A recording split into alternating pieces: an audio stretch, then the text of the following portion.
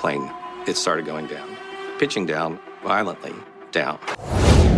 My head went through the cabin ceiling. How a plane...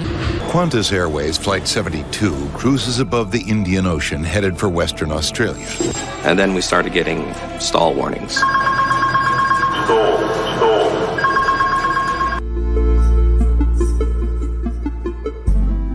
በአውስትራሊያ የአቪዬሽን ታሪክ ውስጥ የማይዘነጋ እጅግ አስፈሪ የነበረ በረራ መሃል ያጋጠመ ድንገተኛ አደጋ ነው። የኳንታስ 72 በረራ ላይ ያጋጠመው አደጋ 315 መንገደኞችን ያሳፈረው አውሮፕላን በካፕቴን ኬቪን ሱሌቫን አብራሪነት ጉዞ ከጀመረ በኋላ የገጠመው ድንገተኛ አደጋ በዛች አስጨናቂ ሰዓት የ315 መንገደኞችን ሕይወት የመታደግ ብቸኛው ኃላፊነት አብራሪው ኬቪን ሱሌቫን ላይ ወደቀ። ለመሆኑ አውሮፕላኑ የገጠመው ምን ነበር? መጨረሻውስ የሚለውን እንነግራችኋለን። አብራችሁን ቆዩ።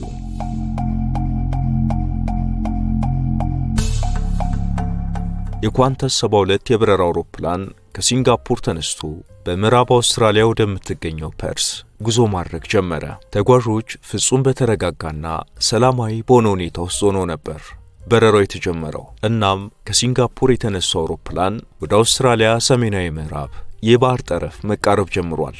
በዕለቱም ከታች የሚታየው የህንድ ውቅያኖስ ውሃም ሆነ ሰማዩ ጥርት ያሉ ሰማያዊ ነበሩ። በአጠቃላይ ቀኑ ብሩህ ነበር ማለት ይቻላል።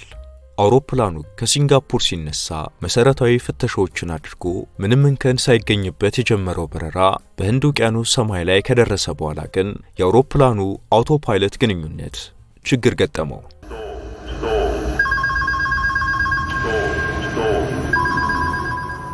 አውቶፓይለት ማለት አውሮፕላኑን መንገድ መቆጣጠሪያ ማለት ነው። ይህን ያስተዋለው ካፕቴኑ ኬቪን ሱሌቫን ሰውነቱን ባንዴ ፍርሃትና ድንጋጤ ወረረው። አይኑ እያየ እስከነ 315 መንገደኞቹ ከሞት ጋር መፋጠጡን ሲመለከት እንደምንም ድንጋጤውን ተቆጣጥሮ የቻለውን ሁሉ ለማድረግ መንቀሳቀስ ጀመረ። በአውሮፕላኑ መቆጣጠሪያ ላይ እያሳየ ያለው መልእክት ፍጹም ግራ የሚያጋባው ነበር። መጀመሪያ ላይ እጅግ ዝቅተኛ በሆነ የበረራ ፍጥነት ላይ እንዳለ የሚገልጽ አስቸኳይ መልእክት መጣለት። ብዙም ሳይቆይ ደግሞ አውሮፕላኑ ከሚጠበቀው ፍጥነት በላይ እየበረረ እንደሆነ የሚያሳስብ መልእክት ወደ በረራ መቆጣጠሪያው መጣ። ይሄኔ ለመንገደኞቹ አንድ መልእክት ተላለፈ። መጠነኛ የቴክኒክ ችግር ስለገጠመን ባላችሁበት ወንበር ላይ ተቀመጡና ቀበቷችሁን እሰሩ ተባለ። ከዚህ በኋላ አብራሪው ኬቪን ሱሌቫንና አጋሮቹ ፍጹም ግራ በመጋባት ውስጥ ሆነው ከሁኔታው ጋር ለመናበብ ጥረት ማድረግ ጀመሩ። ግን አደጋው እጅግ በፍጥነት ወደ እነሱ እየቀረበ ነበር። ምክንያቱም አውሮፕላኑ በፍጥነት የቁልቁለት ጉዞውን በመጀመሩ ነበር። ከዛም ቀጠለና ሁሉም መንገደኞች የደህንነት ቀበቷቸውን አስረውም እንኳን ወንበራቸው ላይ መገኘት እስኪያቅታቸው ድረስ አውሮፕላኑ አየር ላይ መናወጥ ጀመረ። የአውሮፕላኑ የአየር ላይ ከፍና ዝቅ ሁኔታ ማዕበል እንደሚያላጋት አይነት ጀልባ ነበር። ኳንታስ 72 የበረራ መንገደኞች አውሮፕላን ቅጽበታዊ በሆነ ሁኔታ ወደ ሞት ጎዳና ተምዘገዘገ። የቀድሞ የጦር ጀቶችን ሳይቀር አብራሪ የነበረው ካፕቴን ኬቪን ሱሌቫን ግን መስመር በሳተው የኮምፒውተር ትዕዛዝና በአውሮፕላኑ መልእክት መቀበያ ስህተት ምክንያት እጅ መስጠት አልፈለገም። በዛ አስፈሪ አጋጣሚ ላይ ሆኖ ስሜቱን በመከተልና እያንዳንዳቸውን የበረራ መርሆች በማስታወስ 315 መንገደኞችን እንደያዘ ከሞት ጋር ከባድ ትንቅንቅ ውስጥ ገባ። በወቅቱ በበረራው ላይ የነበሩት ተጓዦች የአየር መንገዱ የራሱ የኳንታስ በረራ ቡድን አባላትና ሰራተኞች ነበሩ። አብዛኞቹም ከረፍት የበረራ ጉዞና ሽርሽር በኋላ ጉዞውን እያደረጉ የነበሩ ናቸው። ከነዚህ ውስጥ የበረራ አገልግሎት ዋና ማናጀሩ ብሩስ ሳውስኮትና ባለቤቱ ካሮሊን ነበሩበት። ችግሩ ከመከሰቱ ከደቂቃዎች በፊት ብሩስ ሳውስኮት የደህንነት ቀበቶውን እንዳደረገ ተቀምጦ ነበር። ባለቤቱ ካሮሊን ግን ከመጸዳጃ ቤት እየተመለሰች ነበር። ከዛም ድንገት ወደ ላይ የዘለለው አውሮፕላን ካሮሊንን ወደ ላይ አንስቶ ሲጥላት ጭንቅላቷ በመጎዳቱ ራሷን ሳተች።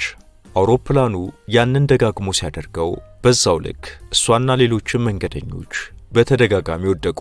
ችግሩ ከመከሰቱ ጥቂት ደቂቃዎች በፊት በዕለቱ በሥራ ላይ ያልነበረው ፓይለት ፒተር ኬሲና ባለቤቱ ዲያናም በአውሮፕላኑ በሌላኛው ጥግ ተቀምጠው ከበረራ ተቆጣጣሪው ፉዚማያማ ጋር ሰላምታ እየተለዋወጡና እየወጉ ነበር። ሆኖም ከዛ በኋላ አውሮፕላኑ በገባበት ሁኔታ ባልተጠበቀ መልኩ ራሳቸውን በከፋ አደጋ ውስጥ አገኙት። በዚህ መልኩ እየተናጠ ባለው አውሮፕላን ውስጥ የበረቱ መንገደኞች ሌሎችን ለማዳን በሚችሉበት ሁሉ ጥረት ማድረጋቸውን ቀጠሉ። በበረራ ክፍል ውስጥ ደግሞ አብራሪው ኬቪን ሱሌቫን ሕይወትን የማዳን ብርቱ ትግል ማድረጉን ቀጥሏል። ነገር ግን በጭንቀት ግንባሩን ያላበው ሱሌቫን ምንም ነገር ማሻሻል አልቻለም። ከዚህ በኋላ ኬቪን ሱሌቫን የወሰደው እርምጃ ፍጹም ያልተጠበቀ ነበር። የበረራ ቴክኒኮችን ለማስተካከል ከመሞከር ይልቅ በዛው ምስቅልቅል ውስጥ እንዲቆዩ ፈቀደ። በእርግጥ ይህ የሚሳካ ባይመስልም እሱ ግን ትንሽም ቢሆን የተስፋ ጭላንጭል ያሳየኛል ብሎ የወሰደው እርምጃ ነበር። የመቆጣጠሪያ መስመሩን በመጎተት አውሮፕላኑን በተለመደው መስመር እንዲበር ከማድረግ ይልቅ ተገልብጦ ግን ደግሞ ወደ መሬት እንዳይወረወር ማድረግን እንደ ብቸኛ አማራጭ ወሰደ። በእርግጥም ይህ የአውሮፕላኑን የቁልቁለት ጉዞ ላፍታ ገቶለት ነበር። በሌላ በኩል ግን መንገደኞቹ በቀጥታ ከአውሮፕላኑ ጣራ ጋር መላተምና ሚዛን ጠብቀው ለመቆም አቅቷቸው መመሰቃቀል ጀመሩ። እነዚህ ሁሉ ነገሮች በመንገደኞች ክፍል የተከሰቱበት መንገድ ከባድ ነበር። ሚዛናቸውን የሳቱት መንገደኞች ከአውሮፕላኑ ጣራ ጋር እየተጋጩ አጥንታቸው ተሰበረ። እዚህም እዛም የደሙ መንገደኞች ወዳድቀው ታዩ። አብራሪው ኬቪን ሱሌቫን የአውሮፕላኑን የመከስከሱን ፍጥነት ለማቆም እየሞከረ ቢሆንም አሁንም ግን ሙሉ ለሙሉ መቆጣጠር አልተቻለውም። እናም በሁኔታው በጣም መጨነቅና ምንም ባለማድረጉም ብስጭት ያዘው። በመንገደኞች ክፍል ውስጥ የነበሩት ተጓዦች ይህ የሁሉም ነገር መጨረሻ ነው ብለው አምኗል። አብዛኞቹም ሞታቸውን በዛች ቅጽበት የመጠባበቅ እንጂ የመትረፍ ምኞትን ትተው ተስፋ ቆርጠዋል። እንደዛም ሆኖ ጩኸትና ለቅሷቸው አልተቋረጠም ነበር። አብራሪው ኬቪን ሱሌቫን እንደገና የተገለበጠውን አውሮፕላን መለሰው። ከዛም ኬቪን በቶሎ ለመንገደኞች መልእክት አስተላለፈ። ወንበራችሁ ላይ ለመቀመጥ ሞክሩና በፍጥነት ቀበቷችሁን እሰሩ ሲል የማሳሰቢያ መልእክት ተናገረ። በእርግጥም በዚህ ውስጥ ትንሽ የተስፋ ጭላንጭል የታያቸው መንገደኞች በአውሮፕላን ውስጥ የተፈጠረው መገለባበጥ ያደረሰባቸው ጉዳት ከፍተኛ ቢሆንም ህመሙን ተቋቁመው ወንበራቸውን ይዘው ቀበቷቸውን አሰሩ። ጥቂት የበረቱም አቅም የከዳቸውን በማገዝ ወደ ወንበራቸው መለሷቸው። አብራሪው ኬቪን ሱሌቫን አሁን ዳግም አውሮፕላኑ ወደ መሬት የመምዘግዘግ ፍጥነቱ ከመጨመሩ በፊት ውሳኔዎችን ለመወሰን ፈለገ። ስለዚህም በአቅራቢያው ሊገኝ ወደሚችል አየር መንገድ ጥሪ አድርጎ አውሮፕላኑን ለማሳረፍ በፍጥነት ጉዞ ማድረግ ጀመረ። በዚህም በምዕራብ አውስትራሊያ የሚገኘው ሌርሞንስ አየር ማረፊያ መዳረሻው ነበር። ኬቪን ሱሌቫን ያ ማረፊያ አልነበረም። ነገር ግን በዛው ሁኔታ ውስጥ ሆኖ ሌሎች አማራጮችን በመፈለግ የነዛን ሁሉ መንገደኞች ሕይወት የመትረፍ ዕድል አላጠብም ሲል አሰበ። በእርግጥም ከጀርባው በነበረው የመንገደኞች ክፍል ውስጥ አውሮፕላኑ በአየር ላይ ሆኖ ሲገለባበጥና ኬቪንም ከመከስከስ ለመታደግ ሲል በዛው መንገድ ለመቆየት ሲወስን ከመቶ በላይ የሚሆኑ መንገደኞች ክፉኛ ተጎድተዋል። ከመቶዎቹ አብዛኞቹ ራሳቸውን በመሳታቸው ከዛ በኋላ ምን እየተካሄደ እንዳለ እንኳን የሚያስታውሱ አልነበሩም። አጥንታቸው የተሰበረ፣ እግርና ወገባቸው የወለቀ የደሙ ብዙ ናቸው። አውሮፕላን ውስጥ የነበሩ ታዳጊ ልጆች ምንም እንኳን የሚያቅፍና የሚያነሳ ቢያስፈልጋቸውም አብዛኛው ትልቅ ሰው በመጎዳቱ ወላጆቻቸው እንኳን አቅም አግኝተው ሊያነሷቸው አልቻሉም። በዕለቱ ከመንገደኞቹ አንዱ የነበረው የፓይለት ፒተር ኬሲ ባለቤት የሆነችው ዲያና ብቻ ጀርባዋን ተጎድታና ግንባሯም እየደማ ቢሆን ታምር በሚያስብል መልኩ አቅም አግኝታ በተቻላት ሁሉ ሰዎችን ለመርዳት ጥረት ታደርግ ነበር። ዲያና ከዚህም ባለፈ ከራሷ ክብደት በላይ የሆኑ ሰዎችን የመሸከም ያህል ኮለሉ ላይ በማንሳት ወደ ወንበራቸው ተወስዳቸው ነበር። በዚህ ሁሉ ከባድ ምስቅልቅል ሁኔታ ውስጥ ብዙዎች አስቸኳይ የሕክምና እርዳታ እየፈለጉ በነበረበት ሰዓት ፓይለቱ ኬቪን እጅግ ለአስጨራሽ ትግል በኋላ አውሮፕላኑን ቀስ በቀስ ወደ መሬት ማቅረብ ቻለ። በመጨረሻም ኬቪን ኤርባስ ኤ330 አውሮፕላኑን ከከባድ ትንቅንቅ በኋላ በሰላም ማሳረፍ ቻለ። መንገደኞቹ የአውሮፕላኑ ጎማዎች መሬት መንካታቸውን ባወቁበት ቅጽበትም ምንም እንኳን ብዙ መረበሽና ጉዳት ውስጥ ቢሆኑም ለአብራሪው ያላቸውን ክብርና አድናቆት ለመግለጽ በሕይወት መትረፋቸውንም በማሰብ ደስታቸውን አሳዩ። ጭንቀት ነክሶበት የቆየ አውሮፕላን በሰላም በማረፉ በጭብጨባ ድምፅ ተሞላ።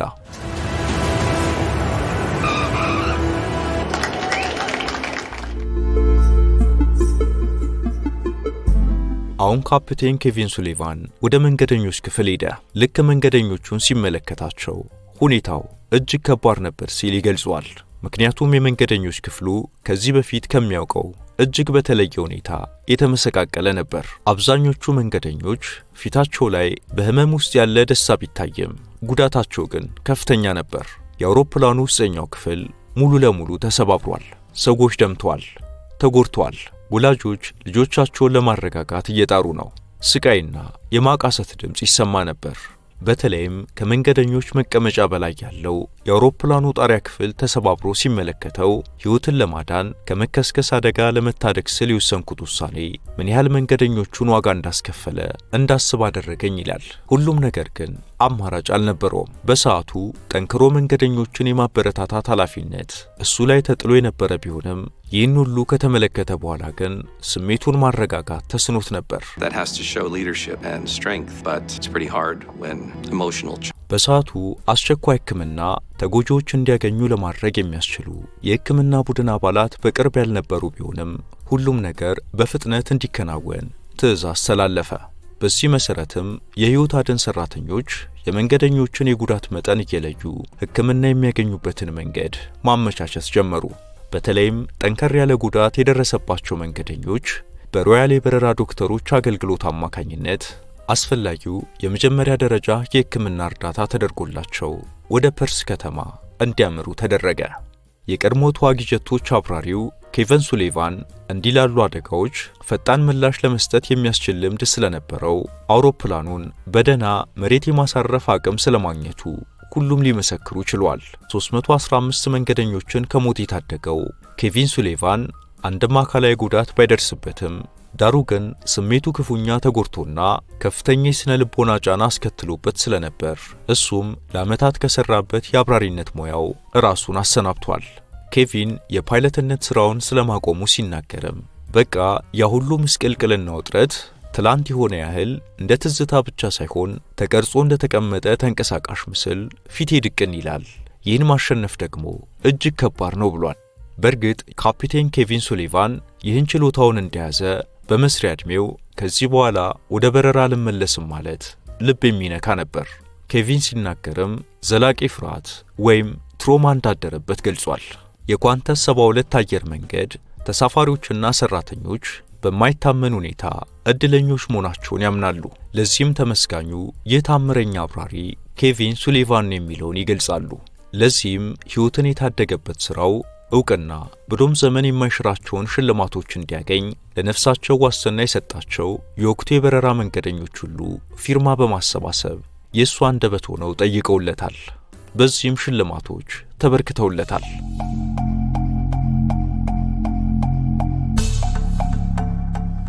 ጥብቅ ክትትል ሲደረግባቸው ከነበሩ መንገደኞች ውስጥ ካሮሊን ሳውስኮት አንዷ ናት።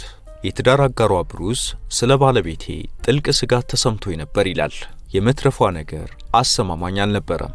ካሮሊን ሳውስኮት ዳግም ቆማ ለመሄድ ትበቃ ይሆን የሚለው ጥያቄ የመላ ቤተሰቡን ልብ ያስጨነቀ ነበር። ሆኖም የነበሩ ስጋቶች ብዙ ቢሆኑም ካሮሊን በቶሎ ወደ ቀዶ ሕክምና ክፍል ተወሰደች። የሕክምና ቡድን አባላቱም ሕይወቷን ለመታደግ ብዙ ቀዶ ሕክምናዎችን ሊያደርጉላት ተገዷል።